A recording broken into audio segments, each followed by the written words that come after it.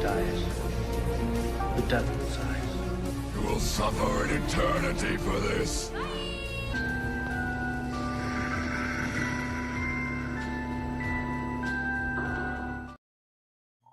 Welcome back, everybody, to 0 Point Reviews. It's a special Wednesday edition. We had to reschedule from last night, so apologies, but we are back, and we are back at it with Clash of the Titans, 1981. Yep, another 1981 Swords and Sandals movie of sorts, but this one's a bit more of an epic and grander scale, and the movie certainly plays like it. Now, Kevin, before we get going here on the we like our good, the bad. We judge things and each other. Want to make sure everybody's hitting that like button out there, share and subscribe it. We would greatly appreciate you joining us on this adventure as we wrap up August. So like, share, subscribe, comment down below, participate in the chat, our live reviews. We do like to work with our audience. So, Kevin, I'm going to ask you, what is your first experience, memory, Clash of the Titans? Oh, geez. I don't remember. This movie came out when I was 1 year old, and I am certain this was on my house before like precognition began. Oh, I believe that, yeah. So I grew up with this movie. I thought this was probably the greatest thing I'd ever seen up until Ghostbusters.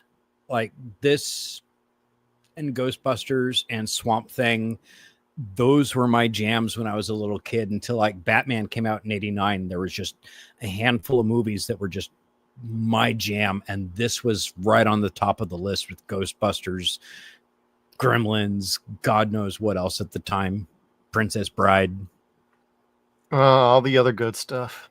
Yeah, Howard the Duck. Not so good stuff, yeah. Last year. What was the goddamn movie we did? The Last Starfighter. That was awesome too. I love that one. That was another great classic like this. But Clash of the Titans. So my dad is a fanatic for monsters. Huge fanatic for monsters. And he gets that from my grandmother. Not my grandfather. My grandfather likes war and cowboys and shit. Monsters was stupid to him. My grandmother would have been a Misty. She was a comic book fan. She collected all the old Superman, Batman, Captain Americas. She collected the comic books from the 60s that my dad didn't. And then my douche nozzle uncle fucking threw all the shit away because he wanted to make space for some stuff. Oh no. Yeah, I hope he fucking dies of gonorrhea. I truly do. But anyway, it's gonna happen. I hope so. My Uncle George is awesome as fuck, though. Anyway, so go Uncle George. This was, yeah, absolutely. He's awesome as fuck. But Clash of the Titans was right up there because it was a monster movie my dad could show me early on. It's not horrific. And it was something that he just basically had carte blanche to show me all these terrible things without getting in trouble from my mom. And on top of that, it was something that he and my grandmother greatly shared, and that was their love of monsters that were made by Ray Harryhausen. And oh yeah, that was like, Harryhausen is like 3 generations of love for me in my family, and it's like my grandmother, my dad, and myself. And I'm really happy to say that my daughters gave about a half a shit about this movie. So, you know, now it's 4 generations. Yeah. Oh, you got more of a story than I do. Yeah, it was a long answer. I'm really sorry about that. Oh no, don't apologize for that. That's a good answer. I don't have a first memory. I just remember watching this. I think it was on TBS when I was growing up, like Saturday afternoons, like after watching cartoons in the morning, and then like watching like WWF, like Wrestling Challenge, I think it was, on Saturdays at noon. There'd always be that kind of lull in the afternoon where you'd go hang out with some friends, or if that wasn't happening, you just look and find what's on TV or whatever. And most of the time it'd be like, oh, let's look for something else on TV after a bit. And I'm pretty sure that's so I grew up with this movie. I've seen this movie like a lot of times. I haven't watched it again in like probably about 7 years since I got this old Blu-ray, which is Ooh, more like an actual like a little book. nice. So and watching this again, like this is fantastic. I don't know if I'd get a 4K if they did one. I think this looks great as it is. This also came with like their Clash of the Titans terrible movie remake That they did that was with caca. yeah, the special effects were great, but the movie was kind of lame. But you The know, 3D was cool. yeah, well, I never saw that in 3D. The Kraken tentacles were made was like that was why you went to go see it. But otherwise, no. The rest of the movie was shit. Yeah, It wasn't even worth it in 3D, other than the no. Kraken. Well, and I saw that thing in the theater, and I walked out of it going, "Wow, that was pretty lame." But you know, especially with like the original, it's got such a, I don't know, sense of wonder, charm, epicness, and everything rolled into one. And it actually is a bit more mature rated than you think it might be. There are boobs in this. There are naked butts in this. Like there's some, and it gets a little gory at times, and I love that. So just growing up, this was always one of my favorites. And I know it's not the deepest of stories or the most serious, but the way the whole movie plays out, it turns out to be a fantastic time enjoying like everything that goes on in it. So I've always had like fond memories, and rewatching this again for the first time in a long time, it just rekindled my joy for this, and also why I like God of War and the original God of War games, because it taps into a Correct. little bit of this on an even more crazier note. So Especially part 2. no kidding. Learn those Fuck area that attacks, guy. everybody. Yeah. God dang. So I don't have much of a first memory. This has always just been one of those ever since I can remember. This has been one of my movies I've always watched on TV when it was on. And then I'm pretty sure I had the DVD at one point, but like between this and the Sinbad movies that Harryhausen did, those were the ones I would always watch on repeat. I'm pretty sure I had them recorded on a VHS tape that is like long gone. So but those are my ones. Jason and the Argonauts is one I only recently watched in like the last 20 years for the first time. Oh my I never god. grew up with that one for some reason. Oh, Talos just bestills my heart in that movie. The giant fucking Titan, the Iron One. Oh, love that film. But Yeah. that and this are probably my 2 favorite mythology movies. The Sinbad movies are phenomenal. Yes, they are. But this and Jason and the Argonauts are probably my favorites of his. Okay, I need to bust out Jason and the Argonauts then and finally get around to watching that. Yeah, I need to get back on Sinbad because I haven't seen those Sinbad movies since I was a kid. Like I think I've seen the Conan. Blu-rays of those years ago. Jeez, you can't even find them now. No, I just have the old Harryhausen DVDs on the old box sets. Let's see, Seventh Voyage of Sinbad, and then what was the other one called?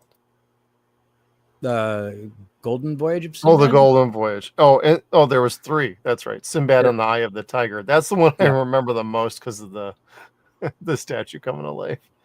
Is that the horny statue like we had in? So, yeah. Okay, that's right. That's right. But you know, Harryhausen, you get a very particular style with those movies, and absolutely nothing wrong with that. I think that's why they always turned out so well. I think so, and he learned from the greatest cinema magicians of the era at that point in time, and then he took special effects to a whole different level, and then trained a whole other generation of special effects artists to do the same thing. But I want to say, for me personally, the happiest point in special effects was probably inspired during Harryhausen's era. Like his motion and stop motion with monsters and combining that with human effects, like in Jason and the Argonauts, where they're fighting the skeletons. Fucking amazing work. I don't think they did it as well in any other picture, not even this, where they're fighting the scorpions, which is still cool, but it wasn't as clean looking and bright as them fighting the skeletons. So, but yeah, they were still kind of figuring out how to shoot things and integrate things and whatnot, especially with the stop motion stuff. Yeah. But this was his highest budgeted picture. Yep. It was his highest rated picture as far as it getting a PG rating. Wouldn't get a PG rating these days. No. You see boobs automatic like PG-13. That's a nipple. R. I think a nipple has to be an R now. I'm not sure. I don't know. That's horrible though. We all have them, most of us. Anyway. But yeah, this flick inspired me so much as far as my love for monsters. It inspired me for my love for storytelling, because not only does this inspire you to want to go read the old Greek mythology stories or other monster stories, mythology, whatever, but it also teaches you the appreciation of the narrated story. Like if you listen to the narrations, these poems and these stories are so fun, unless it's on a Kirk Douglas movie. But in this, like they got everything right. Like there is almost nothing wrong with this movie. To your point with the when you said it's filled with wonder and whimsy, there's a fun line on Mac and Me, the riff version of it at the beginning, where Crow is saying, he's listening to the music and he said, there's so much whimsy. I want to watch the movie that this music thinks it's in. I know, right? This movie is that picture, and the music is perfect for it. Like it gets you going. Like when he's flying on the Pegasus, you're excited. When he's fighting the whichever creatures, you are on the edge of your seat. Like the music for this is just so perfect for it.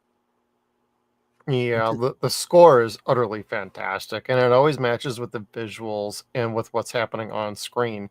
So it accentuates like everything that you're seeing in front of you and gives you a more awesome experience overall with the movie.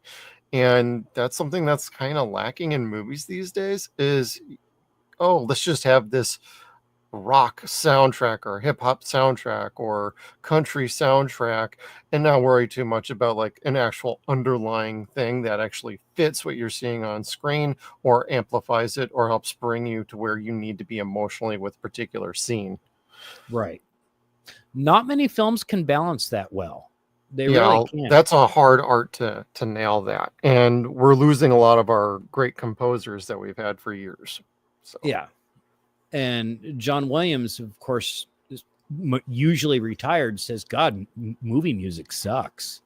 And for the most part, he's not wrong. If it's not him within certain selections, or Danny Elfman, or oh shit, I can't even think of Jerry Goldsmith, Silvestri, Mario Manfredini, you know. Mm-hmm.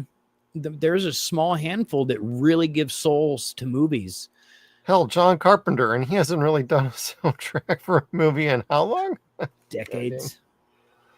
Well, he did help a little bit with the Halloween, the Blumhouse movies, but it was only for like one theme. He didn't score the whole damn thing. So. Oh. Well, I don't know, but I want to just point out for a moment in the good picture. I had to take this picture myself. I didn't harvest this off the internet. This is just before her eyes start to glow. And I love the fucking dead look in her eyes from the decapitated head. They just put so much effort and energy into this. And I'm so thankful for it. Well, this is one of those iconic images. I remember all the way to back as a kid, the head being lifted up, the eyes glowing green, and then the Kraken just turning to stone. And that's big ultimate battle. It's like he went on an adventure to figure out how to defeat the Kraken, figured out how to do it. Then he had to go get the weapon to do it. And then he got the weapon to do it. And he shows up at the right nick of time to take care of it at the end. And that Kraken was cracking. That was a question I had for you, actually, was like, so how do you think the Kraken actually cracked? Most of everything just turned to stone. Like, it wasn't going to just stay a statue in one spot for forever. It just immediately started literally shattering into a million pieces. Yeah, he was immediately crack-lacking. Snap, Like, crackle, pop, baby. Yeah. That was just the way Zeus had it going, I guess. I don't know. Pressure from the waves. Maybe the stone wasn't as solid as we thought. Maybe he turned into a giant bath bomb. Ooh, just don't know. Thought. She kind of like into Sydney a bath Sweeney's bomb. bath soap. Like Sydney Sweeney's bath soap. Bath soap. I'd make her Andromeda if we did another sort of remake of Clash of Titans. Christ almighty, yes.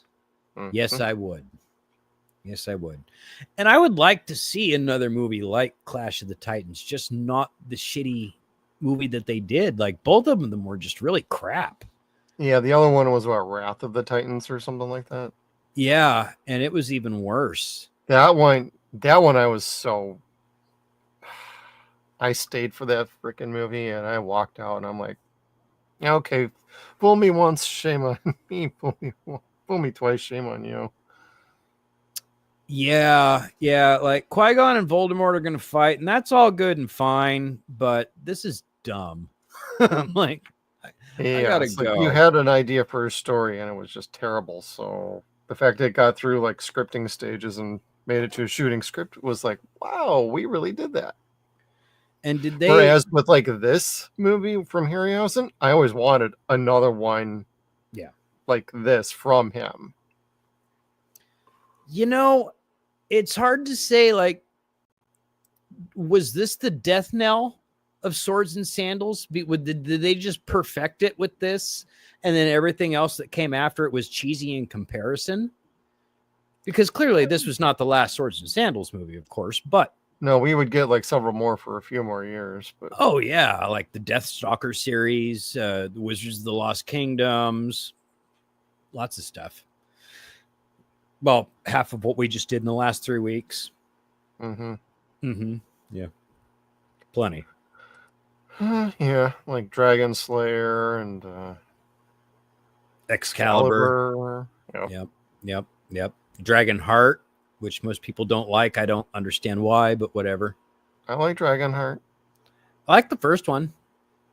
There's only one. Yeah. That's why I don't own it yet. Yeah. Oh my god. They only sell it with 6 other pieces of shit that I don't want. It's like, come on, man. Tell me about it. I'm a physical media collector. I've got a limited amount of space to collect my shit. Yep. Well, it's like cram it all on like 2 discs. But this, though, I do have the Blu-ray of this. I think it was the 3-pack of the 2 new ones and then this. But I only bought it for this. I only care about this. Oh yeah. Like, again, like I said, this is one of my favorite movies. It's not the biggest budgeted. It's not the biggest and flashiest. There's just the right amount of monsters. There's just the right amount of horror. There's just the right amount of fantasy. And you have fun the entire time. And there's no bad acting. These are all Shakespearean actors with the exception of Burgess Meredith. Like, we got Maggie Smith in this. It's like, damn, that's dope. Yeah, playing a Titan. And she was looking very pretty as well. You know, all the ladies were looking smoke shows. Let's be real. Yeah. Except for the 3 haggard witches. You can have them. I bet you they were banging underneath all that fucking wax and makeup and shit. You don't know. From the boykin. Yeah. Medusa was hot too. Now, what'd you think about the runtime on this? I actually thought for a 2-hour movie, with its pacing and the way it all came together, like it doesn't feel like a 2-hour movie. So I thought runtime was pretty spot on. Could have actually gotten me for another 10 minutes, to be real. Yeah, probably another fight or two. Yeah, that way you could have paced out the ending. The ending did feel a bit like, oh hey, we're here, final battle time. Like, oh man, you could have done a little bit more. Yeah, I'm glad they didn't, because then you don't have the argument of, well, they dragged that out too much. that's true. They were already behind budget or over budget. Yeah. So they were facing that as a problem.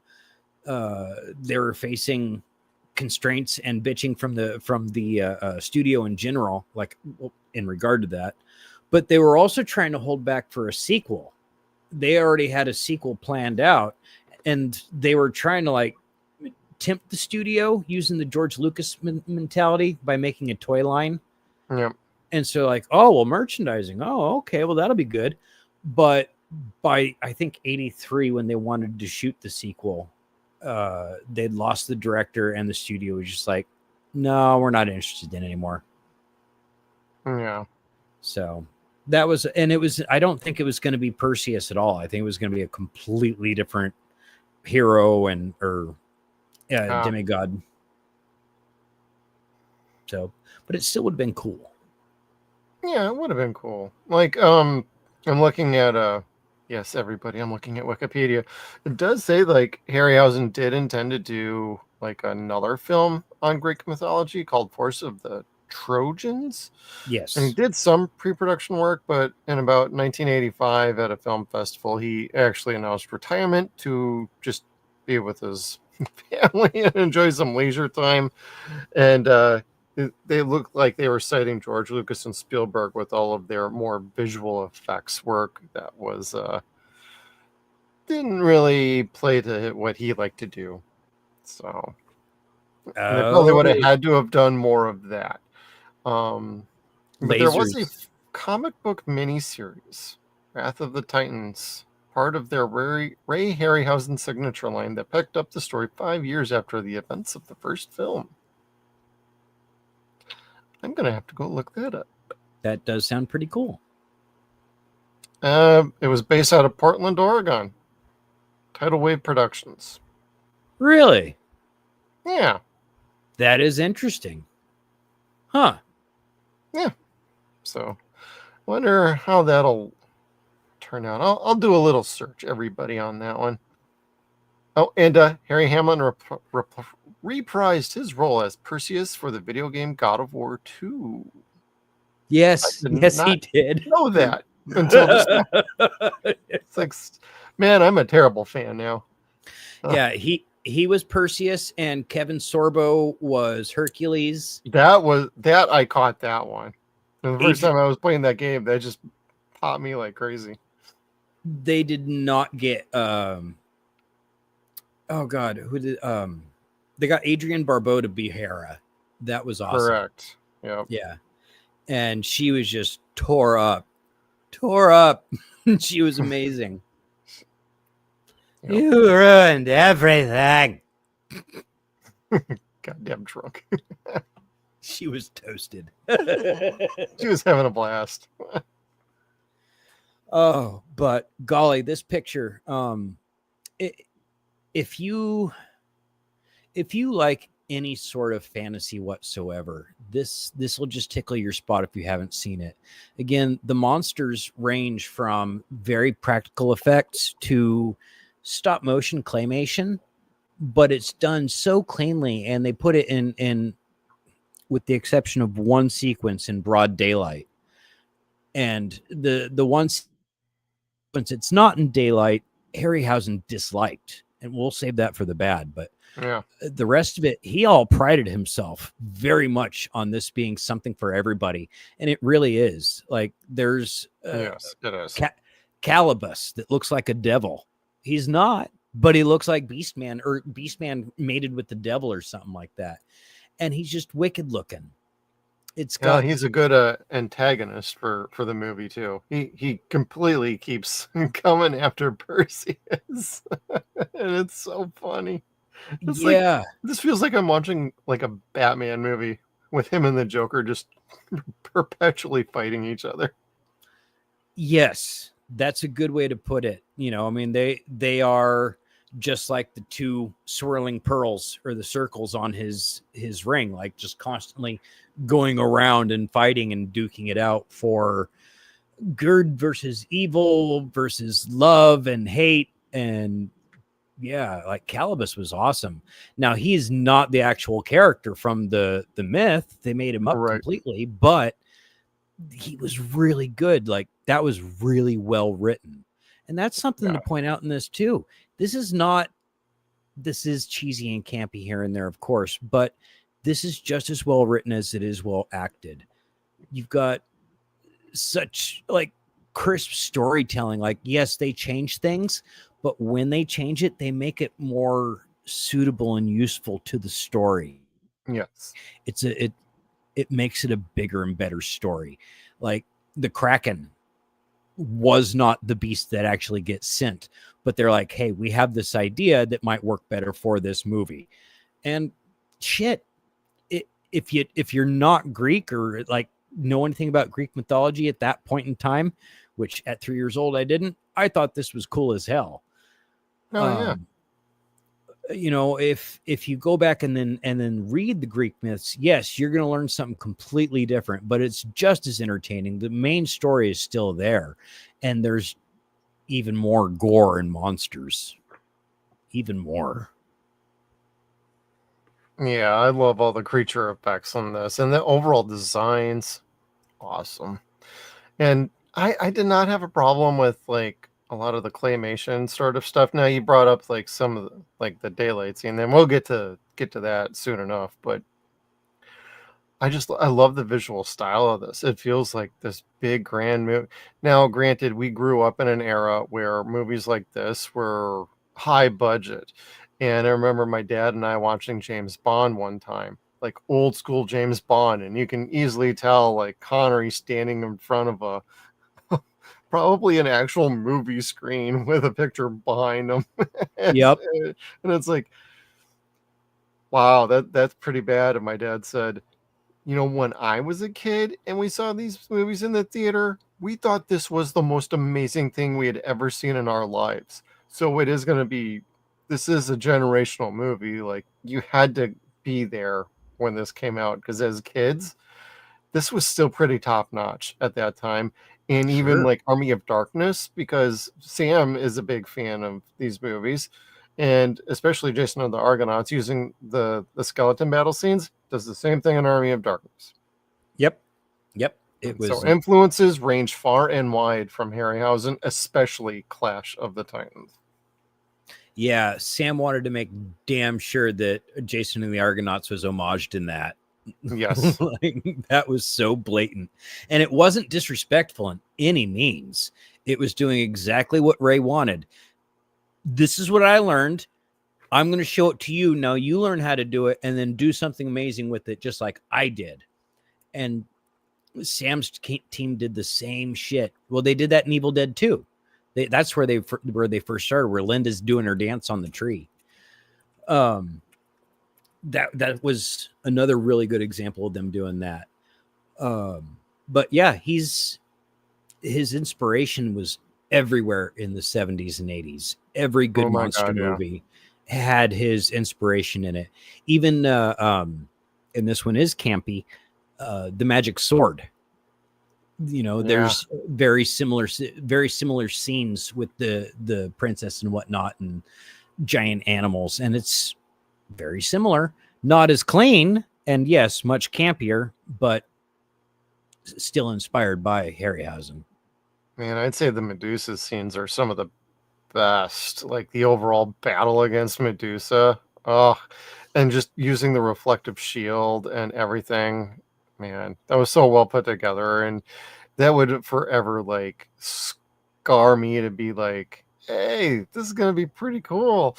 Like if they ever do this in something like a video game later on, they would start including things like this in video games like Rygar, God of War, you know, all sorts of good fun stuff. And just taking things from movies to make them part of an actual video game. It would, of course, have to wait until like more 3D versions of video games happened in order to get it to work out. But I swear to God, I feel like there's things in like all of the original Greek God of War games where I felt like they took a little bit of something out of Clash of the Titans for every single game, and they had to make a very clear Easter egg.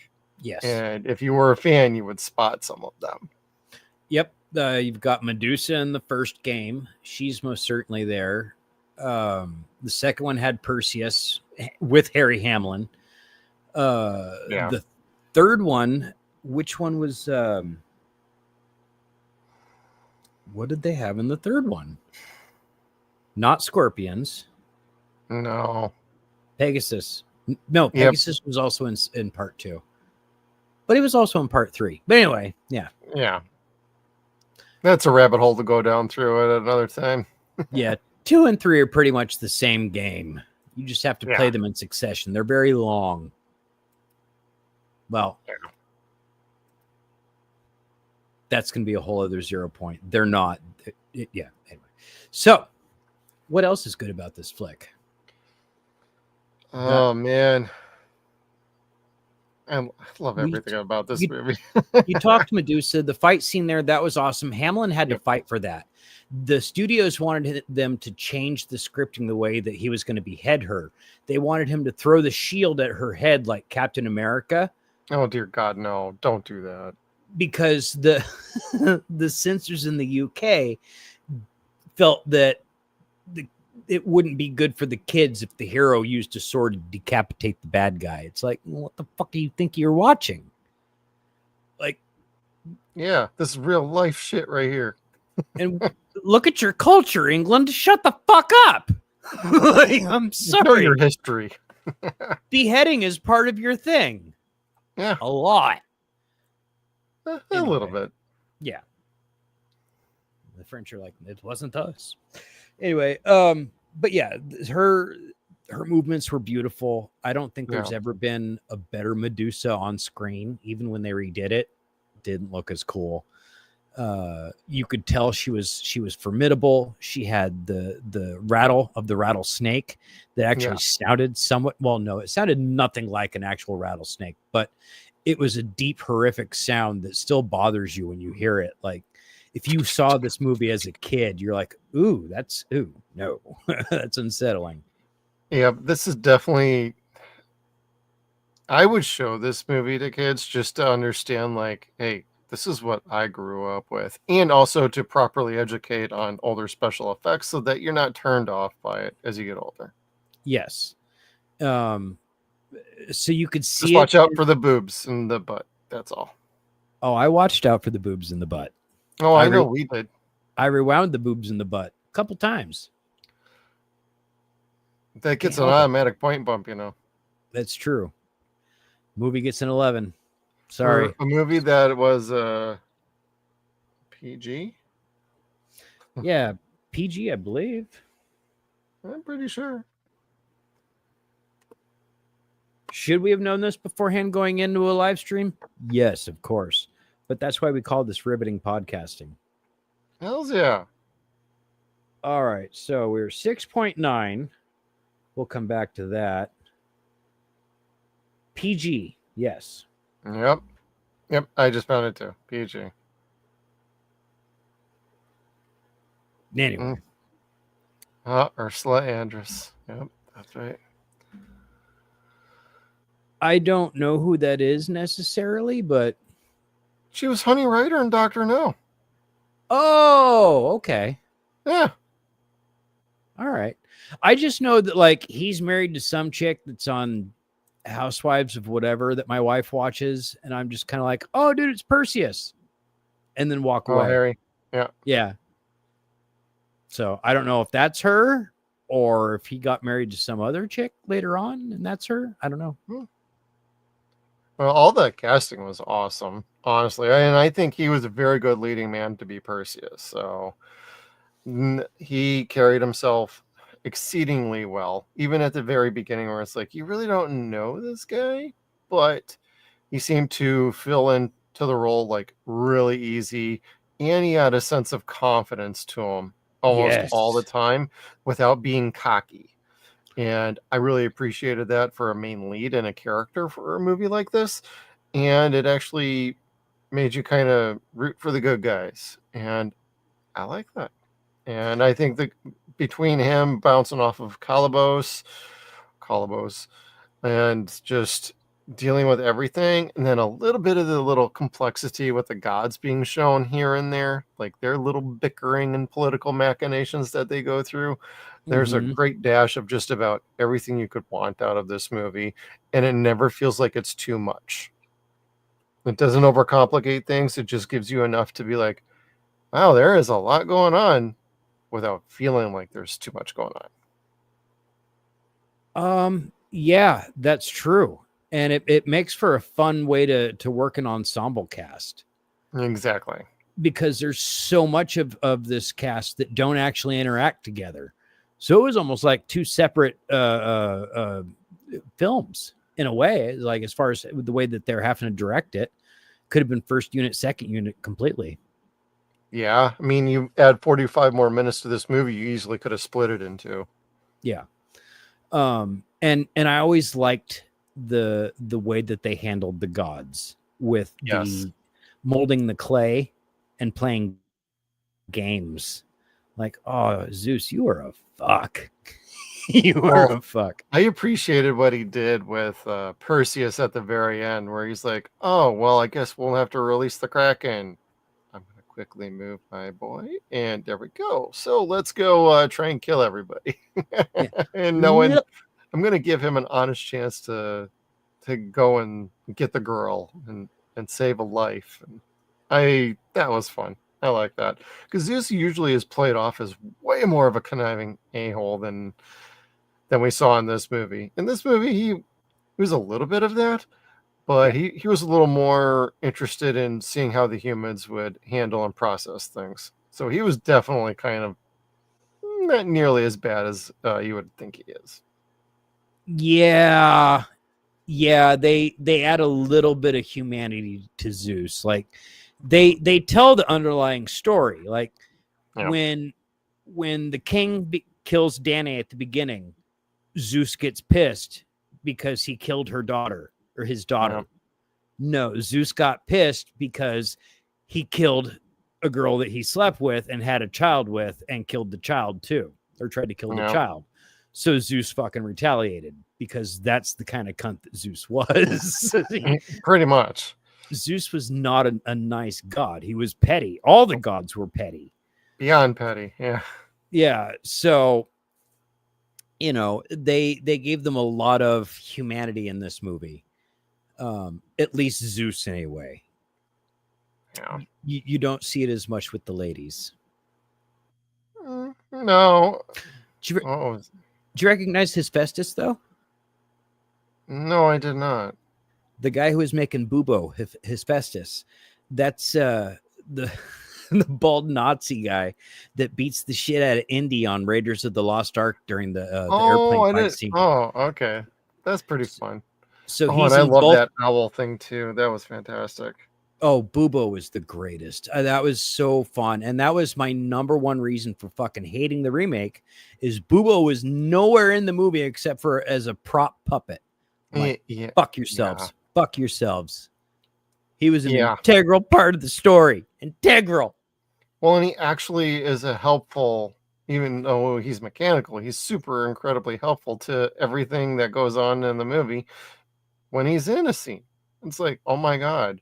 Is it what you think is going to be? Oh, this is going to be some pale imitation and going to be completely useless character, even as a crux for moving the storyline forward from here and there. He actually is surprisingly useful, and I'm like, man, you kept your own real damn owl and you sent this fake one, and my God, it ended up being so helpful. And it's cool. I know, I liked it. So that's one of those other things I will always remember about this movie: the Medusa scene here at the end and the owl. Yeah. Those I mean, you throw the Kraken in there just because, you got to Yeah. throw the other Titan in there, even though it's not a Titan. And that makes this movie. Bubo, Medusa, and the Kraken. Yeah. Perseus was great, but no, that's what you watch for is those three things. Oh, yeah. And Burgess Meredith, because he's my favorite. Yeah. He was pretty damn good. Well, he had Laurence Olivier in this, too. Yeah. So. Who, you can't say he did bad because it's Laurence Olivier, but he had a cold the entire time or was sick with something. Is that why he sounded a little off? I thought it was maybe just like weird audio. I didn't remember it like that before. Yeah, because it sounds like it sounds almost like Professor Noby calling from the other side and like dying and shit. No, apparently he was just really sick. And so you're like, oh, what a goodness, trooper. Okay. Yeah. Like that explains quite a bit. Yeah. Him talking through the shield. He like just sounded completely exasperated. And you're like, oh, okay. I see it now. I see it. Yeah. So. You got anything else that you like about Clash of the Titans? Because I think our bad is not going to be very. No, there's not going to be much there. My bad is like one little teeny tiny scene, maybe two tiny little things. Maybe. So no. Mm-hmm. All right. Let's hit it then. The bad. Yep. Thought it was going to be something impressive, didn't you? Thought it'd be bigger. This guy, whereas he's interesting, I didn't quite understand the cavemen. Okay, sure, maybe I get it. They're barbarians. I understand that. That's what I thought. Yeah. Now that I've played God of War a couple times. But he always reminded me of the caveman that, oh, Jesus. I can't think of the guy's name. The really famous comedian that was friends with Mel Brooks that plays the main caveman in History of the World. Oh, the Geico guy. Gotcha. No, yeah. I'm kidding. Anyway, no, he reminded me of him. And so that's where I'm kind of like, this is Calabus's army? These guys? They kind of suck. Caesar. Sid Caesar. Thank you very much. Thank you. Thanks, Mike. Yes, like that, he always reminded me of Sid Caesar in a way, except for Sid Caesar had better lines. Yeah. Anyways, but no, the bad for me in this is the same bad that Harryhausen had in it, and that was the budget constraints that they had. Yes, I am gonna agree on this. If Warner Brothers would have just let them cook, this movie would have been amazing. The dog fight that he fights with the two heads would have had three because Cerberus has three heads. Yeah. But it would have cost too much and taken too much time to animate a third head onto it. So they had to cut that. Yep. Literally. And then the scene that they used where they fight the scorpions looks like it's done at night, mostly because it was shitty footage that they used and they didn't have anything else to use. So they just had to animate with that. And if I'm sure on your Blu-ray, the same as it was on the Plex server that I was watching, because I think that's a Blu-ray too. But anyway, you could very, very clearly see the scorpions, and you could very not clearly see Perseus, and you're like, oh, right, yeah, I noticed that's what they meant. Okay, so Harryhausen was never happy with that, and they never got to go back and fix it. And that was the one thing with this that he was just kind of like, God, you know what? That always just never sat well with me. And I get that. It's to the rest of the film, it looks off-putting. Yeah.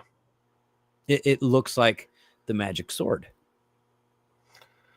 Yeah, a little disjointed from the rest of the movie. I always thought it gave it more of a hellish look. Mm-hmm. But at the same time, you want to be able to see everything. Sure. Now, if they would have done that when he's crossing the river Styx, that would have been one thing. That would have been an artistic choice. But no, it didn't work out that way. And that's, okay, they did what they had. But that aside, when they cleaned up the special effects look way better than the grainy picture. Yeah. So my hat tips to them for that at least. But otherwise, there's not a whole lot of bad to this for me, other than that one scene kind of just slows the movie down for me a bit. That's my only problem with the runtime, is that scene. But I love this picture. I really do. There's nothing in this where I'm kind of like, well, this doesn't age well. There was a titty, I'm sorry. There was an ass, I'm sorry. And they were both not very nice to look at. They were. She was a very pretty lady. Hey, we're dudes. What do you expect from us? Come on. She was feeding. I'm not supposed to be looking at that point, but it was a nice boobie. The boobs win. It's true. Mm-hmm. You could also tell the actress had never actually breastfed before. Well, and we also got side boob with Andromeda, though. That's true. And that was the new cleavage before it was the new cleavage. Mm-hmm. Mm-hmm. Yep. Very true. Yeah, I don't have much for the bad. I wish there was a little bit more budget and a little more time for Ray to be able to put out the movie he really wanted to have. But hey, we still got a classic. I also would like to say, like, I wish this was talked about a lot more as a movie from like the 80s with Swords and Sandals, because a lot of people just these days they don't know about this one. They only just know about the remake, and it's like you should really check out the old one. Oh, but that's an old movie with terrible special. Yeah. Like, still watch it. Give it at least one try. Give it one crack, and guarantee you'll have a lot more fun than you ever did with the remake. Yeah. I don't know. There was really nothing about the remake that I liked other than Liam Neeson and the 3D scene of the Kraken. That was it. Yeah. And him saying "Release the Kraken." That was the only good part for me. Yeah, I'll give you that too. I like Sam Worthington, but man, that was terrible. I didn't like him in it. Yeah. I didn't think he was did not work. Perseus. Not compared to Harry Hamlin. Like, well, yeah, Harry's fantastic. Stage trained actor, like, golly, and then Bingo. Put him alongside the greatest actor on American TV and screen at the time. Like, fucking Burgess Meredith could fucking sell anything. Like, he's in all the greatest episodes. Butts in seats, man. He does. Between Rocky, Batman, Twilight Zone, Grumpy Old Men, like, there's nothing bad that I've ever seen him in. I agree. Like, a lot of this cast was on point. I wouldn't say there was any bad casting in this at all. The Queen was a little different. Like, she could have cared a little more that her daughter was about to be eaten by like a 3-story monster. 4-story. Yeah, true. It's not like she can crank out another kid anyway. You withered old prune. Witches. Bunch of hags.